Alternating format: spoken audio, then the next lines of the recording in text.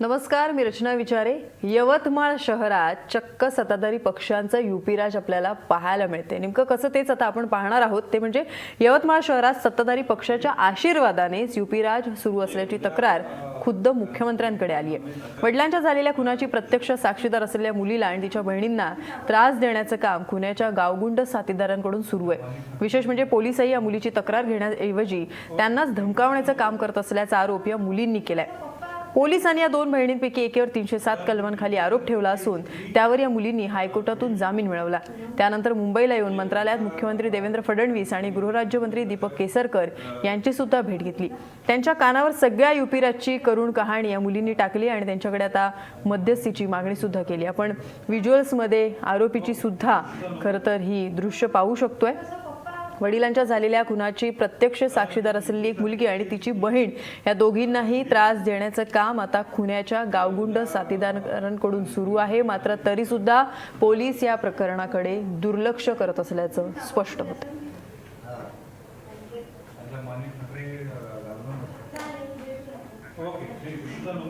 नेमकी ही काय कहाणी आहे हे सुद्धा आपल्याला जाणून घ्यायचं आहे आमची रिपोर्टर सोनाली शिंदेकडून। पण त्याआधी घेऊया एक छोटासा ब्रेक।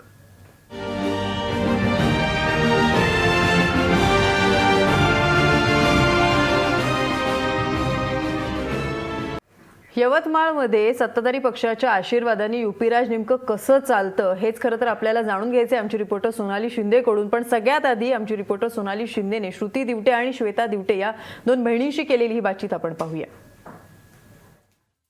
आपल्याबरोबर सृष्टी दिवटे आणि तिची बहीण आहे। सृष्टी, तूच सांग, काय आहे, तुला कशा पद्धतीने त्रास दिला जातो, एकूण प्रकरण काय आहे? मी सृष्टी प्रवीण दिवटे, यवतमाळवरनं। माझे वडील काँग्रेसचे माजी नगरसेवक होते। 1 वर्ष आधी आता त्यांच्या मर्डरला 1 वर्ष पूर्ण होतोय आणि त्यांचा मर्डर पॉलिटिकली वर्चस्वाची लढाई म्हटलं तरी चालेल। तर वर्चस्व निर्माण करण्यासाठी अपोजिटवाल्या मुलांनी त्यांचा मर्डर केला।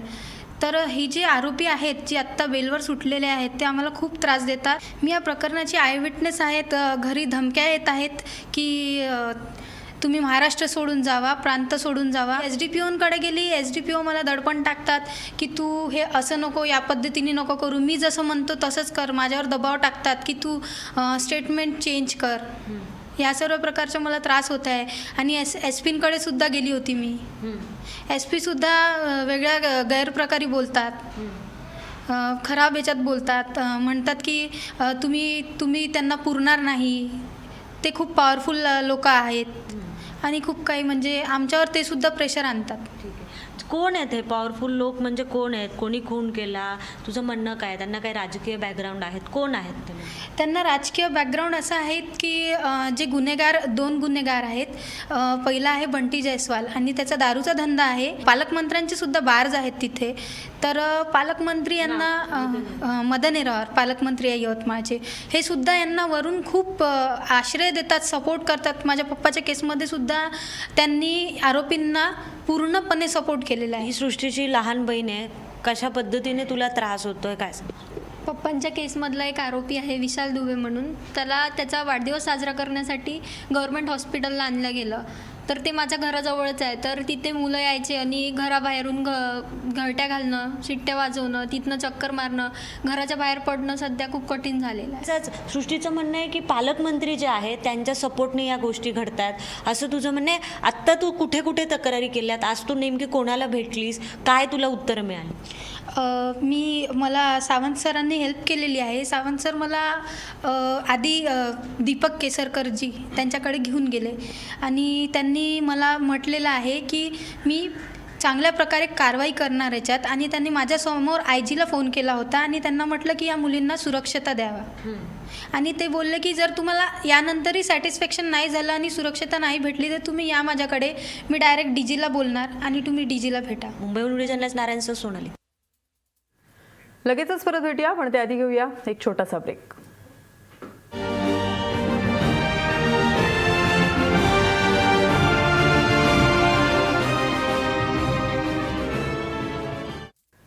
यवतमाळ शहरात नेमक्या सत्ताधारी पक्षाच्या आशीर्वादाने कशा पद्धतीने ही गुंडाराज युपीराज सुरू आहे ते तर आपल्याला कळलेलंच आहे. ज्या दोन बहिणींशी सृष्टी दिवटे आणि श्वेता दिवटेशी आमची रिपोर्टर सोनाली शिंदे बोलली होती, तिच्याशी खरं तर आता बोलायचंय. सोनाली, हे सगळं प्रकरण नेमकं काय आहे ते आम्हाला सविस्तर सांगशील? ज्याप्रमाणे सृष्टीने आणि श्वेताने हे प्रकरण आपल्याला सांगितलेलं आहे त्यानुसार तिचे वडील काँग्रेसचे माजी नगरसेवक होते, त्यांचा खून झाला, त्याची विटनेस जी आहे ती सृष्टी ही आहे. त्या दोघी बहिणींना त्रास देण्याचा प्रयत्न सुरू आहे. अजून ही केस सुरू आहे. त्यामध्ये जे आरोपी होते त्यातले फक्त 3 आरोपी आता आतमध्ये आहेत, बाकीचे जे आरोपी आहेत ते बेलवर बाहेर आहेत. दुसरी गोष्ट म्हणजे जेव्हा ज्यांना बेल झाली त्यावेळेला त्यांना टर्म्स अँड कंडिशनवर बेल देण्यात आली. त्यानुसार त्यांना त्या परिसरामध्ये यवतमाळमध्ये राहू शकत नाही, त्याच्या बाहेर राहणं गरजेचं आहे. ती गोष्ट पाळली जात नाही. आपण पाहिलं रचना, कोपर्डीच्या घटनेला 1 वर्ष काल पूर्ण झालं. पण ह्या घटना ज्या वेळेला घडू नये त्यावेळेला काही गोष्टी घडत असतात, तिथे कोणी हस्तक्षेप करत नाही. घटना घडल्यानंतर आपण धावतो, त्याचं राजकारण होतं, ती गोष्ट वेगळी. बरोबर. एक गोष्ट. दुसरी गोष्ट अशी आहे की आपल्याला जे आपण म्हणतोय की युपी राज म्हणजे महाराष्ट्रात तरी असून अशी परिस्थिती नाही आहे जी परिस्थिती यवतमाळमध्ये सुरू झालेली आहे. कारण जे हे आरोपी आहेत याला युपी परप्रांतीय आहेत सगळे, तिथे परप्रांतीय आणि स्थानिक असा वाद आहेत, मतांची गणितं आहेत. तिथे सत्ताधारी आता सध्या भाजप आहेत. हिचे वडील काँग्रेसचे माजी नगरसेवक होते. याला राजकीय रंग देऊ नये, पण याचे किती अँगल्स आहेत, किती याचे वेगवेगळे याला अँगल आहेत हे पाहणं गरजेचं आहे. एकही राजकीय नेता यावर येऊन पुढे बोलत नाही. ज्या मुलींना तिथे त्रास होत आहे, म्हणजे एक त्यातला जे तिघे आतमध्ये त्याला याचा वाढदिवस होता, त्याला हॉस्पिटलमध्ये ॲडमिट करण्यात आला असा आरोप ह्या मुली करतायत. त्यावेळेला त्यांच्या घराच्या बाहेर जाणं, शीळ वाजवणं, एवढंच नाही तर त्या मुली ज्या ऑफ द रेकॉर्ड सगळ्या गोष्टी सांगत होत्या की तुम्हाला उचलून नेऊ वगैरे, अशा सगळ्या गोष्टी झाल्या. पोलीस यंत्रणेकडे ज्यावेळेला त्या गेल्या त्यावेळेला तिथल्या एसपींनी त्यांना सांगितलं की ते तुम्ही त्यांना पुरणार नाही आहेत, ते असे आहे. त्यांच्याशी वाईट पद्धतीने बोलण्यात आलं. एवढंच नाही तर ज्या वेळेला पोलीस यांच्याबरोबर बोलले त्यावेळेला एकही महिला पोलीस त्या ठिकाणी उपस्थित नव्हती. हे जे आरोपी आहेत त्यांचे यवतमाळमध्ये पोस्टर्स लावले जातात, वाढदिवसांच्या शुभेच्छा असतील किंवा इतर शुभेच्छा असतील, म्हणजे उघडपणे हे सगळं सुरू आहे. मग त्यामध्ये एकही राजकीय नेता यावर बोलायला तयार नाही आहे. एकही मधो विरोधी पक्षाचा असो किंवा सत्ताधाराचा असो. आणि ह्या मुलींशी बोलताना जे जाणवलं, ह्या आरोपींमधल्या काही लोकांचे तिथे दारूचे धंदे आहेत, राजकीय पक्षांचे त्या ठिकाणी दारूचे बिझनेस आहेत, त्यांचे आपापसात कनेक्शन आहेत. त्यामुळे ते यांच्यावर कारवाई करायला तयार नाही आणि जाहीरपणे पोस्टर लावले जातात आणि लोकही ते सहन करतात. याचा अर्थ तिथे कोणीही बोलायला, यांच्या विरोधात कोणीही बोलायला एकही व्यक्ती तिथे धजत नाहीये. रचना, हे युपी राज नाही आहे तर काय आहे? कारण महाराष्ट्रात तरी अजून अशी परिस्थिती नाही आहे की इतक्या उघडपणे कोणीही मुलींना त्रास द्यावं. त्या मुली प्रेस कॉन्फरन्स घेऊन बोललेल्या आहेत, त्यांच्या मागे एकही राजकीय नेता उभा राहू नये. हे काय चित्र आहे? मग याला युपी राज म्हणायचं नाही तर काय म्हणायचं? निश्चितपणे खरं तर कुठलाही राजकीय पाठिंबा त्यांना नाहीये, कुठलाही सपोर्ट नाहीये, तरी सुद्धा या मुली लढताना आपल्याला पाहायला मिळत आहेत. पोलीस सुद्धा कुठेतरी या प्रकरणात कानाडोळा करतायत की काय, किंवा दुर्लक्ष करतायत की काय, असंच कुठेतरी वाटतंय. कुठेतरी पुन्हा पोलिसांचा आणि आरोपींचा साठलोट आहे असा सुद्धा कुठेतरी सूर त्यातून येतोय. सुरक्षा यंत्रणांपुढे आता आव्हान नाहीये का? मला वाटते सुरक्षा यंत्रणांपेक्षा ही जी साखळी आहे जी आपण उघड्या डोळ्यांनी पाहतो त्याबद्दल आपण म्हणतो की एक थेट हल्ला करणं, थेट आरोप करणं, थेट कारवाई करणं असतं, पण अप्रत्यक्ष कुठेतरी महाराष्ट्रात अजूनही दबाव असतो अशा घटनांच्या विरोधात.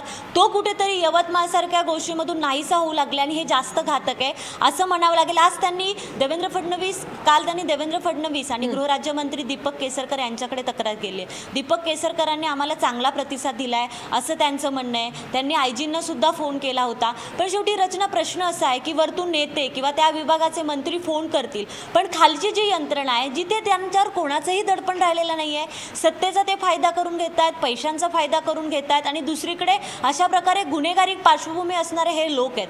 ह्यांना रोखणार कोण हा प्रश्न. या 2 मुली धाडसाने पुढे आलेल्या आहेत, त्यांना कोण पाठिंबा देणार आहे किंवा त्यांच्यावर जरी या ठिकाणाहून कारवाईचे आदेश गेले तर नक्की काय होणार आहे हे पाहावं लागेल. आणि यासाठी सरकारने खरंच कठोर पावलं उचलणं गरजेचं आहे. नाहीतर काय होईल की इतर प्रकरणांसारखं सुद्धा याला राजकीय वळण मिळून जाईल आणि मुख्य प्रश्न आहे तो सुटणार नाही आहे. त्यामुळे महाराष्ट्राचं युपी राज व्हायला नको असं सगळ्यांना वाटतंय. जरी कोणी पुढे येऊन बोलायला तयार नसलं तरी सुद्धा निश्चितपणे एक मात्र नक्की की या पुन्हा मुद्द्याचा जर आपण विचार केला किंवा प्रकरणाचा जर विचार केला तर पुन्हा एकदा महिलांच्या सुरक्षेचाच प्रश्न आहे आणि जो पुन्हा पुन्हा आपल्याला सातत्याने ऐरणीवर येताना पाहायला मिळतोय.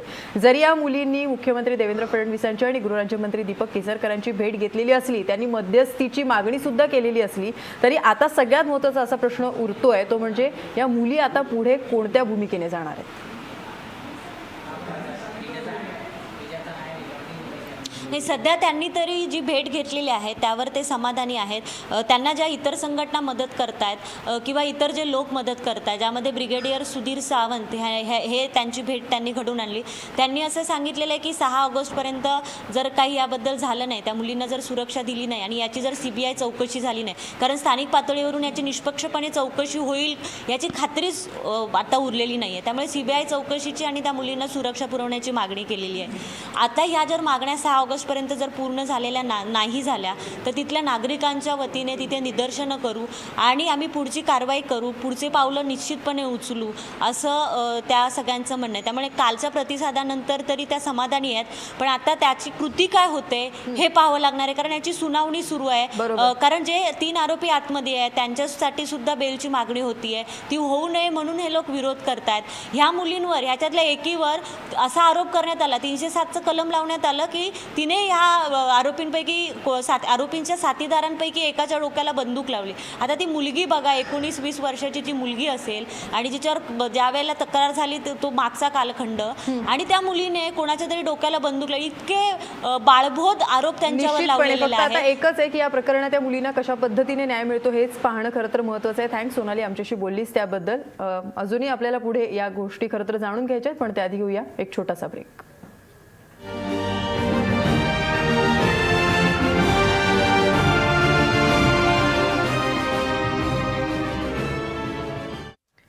यवतमाळ शहरात खुलेआम युपी राज सुरू आहे. सत्ताधारी पक्षाच्या आशीर्वादाने ही युपी राज सुरू असल्याची तक्रार आता खुद्द मुख्यमंत्र्यांपर्यंत आलेली आहे. वडिलांच्या झालेल्या खुनाची प्रत्यक्ष साक्षीदार असलेल्या मुलीला आणि तिच्या बहिणींना त्रास देण्याचं काम खुन्याच्या गावगुंड साथीदारांकडून सुरू आहे. विशेष म्हणजे पोलिस या मुलींची तक्रार घेण्याऐवजी त्यांनाच धमकावण्याचं काम करत असल्याचा आरोप या मुलींनी केलाय. पोलिसांनी या 2 बहिणींपैकी एकीवर 307 कलमाखाली आरोप ठेवला असून त्यावर या मुलींनी हायकोर्टातून जामीनही मिळवला. त्यानंतर मुंबईला येऊन मंत्रालयात मुख्यमंत्री देवेंद्र फडणवीस आणि गृहराज्यमंत्री दीपक केसरकर यांची भेट घेतली. त्यांच्या कानावर सगळ्या युपीराजची करुण कहाणी टाकली आणि त्यांच्याकडे आता मध्यस्थीची मागणी सुद्धा केली आहे. दरम्यान याबाबत ब्रिगेडियर सुधीर सावंत यांनी या मुलींना घेऊन मुख्यमंत्री देवेंद्र फडणवीस आणि गृहराज्यमंत्री दीपक केसरकर यांची भेट घेतली. या मुलींना आता सुरक्षा द्यावी आणि या प्रकरणाची CBI चौकशी करावी अशी मागणी त्यांनी केली आहे.